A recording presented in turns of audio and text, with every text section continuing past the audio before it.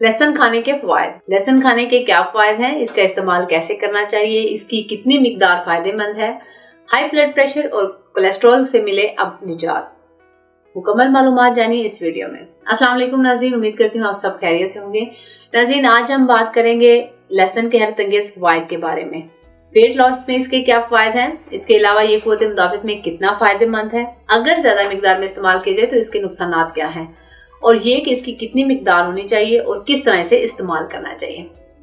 सबसे पहली चीज जो वो हर बंदा चाहता है कि उसका वेट लॉस हो, यानी कि उसका वजन कम हो।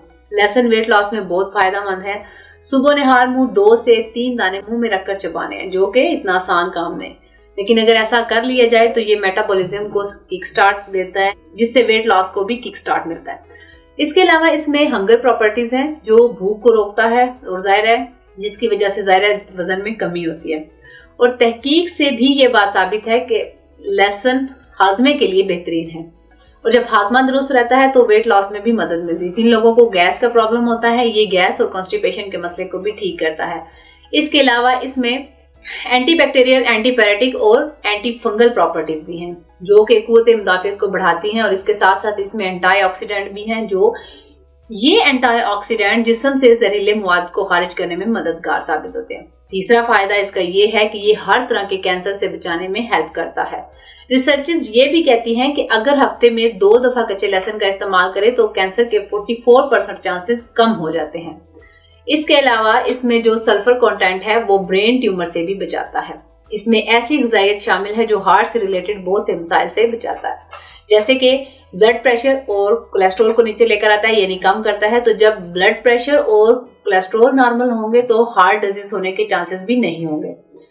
इसके अलावा ये स्किन के लिए भी बेहतरीन है, क्योंकि इसमें विटामिन सी की अच्छी खासी मिकदार मौजूद होती है। इसमें विटामिन बी भी मौजूद होता है, लेकिन विटामिन सी ज्यादा मिकदार में मौजूद होता है। इसमें मौजूद एंटीऑक्सीडेंट और सल्फर प्रॉपर्टीज स्किन के लिए बेहतरीन है। अगर आप अपनी स्किन को बेहतर करना चाहते हैं तो इसका बाकायदगी से इस्तेमाल लाजमी करें। अब अगर बात करें इसके इस्तेमाल की, तो आप इसे कहवे की शक्ल में भी इस्तेमाल कर सकते हैं। इसके अलावा 2 से 3 दाने मुंह में रखकर चबाने हैं, कच्चे दाने। इसके बेहतरीन तरीका यही है कि इसे मुंह में रखकर चबाएं। अगर ऐसा मुश्किल लगता है तो लहसुन को पानी में उबालकर इसमें नींबू और शहद को मिक्स करके भी इस्तेमाल कर सकते हैं।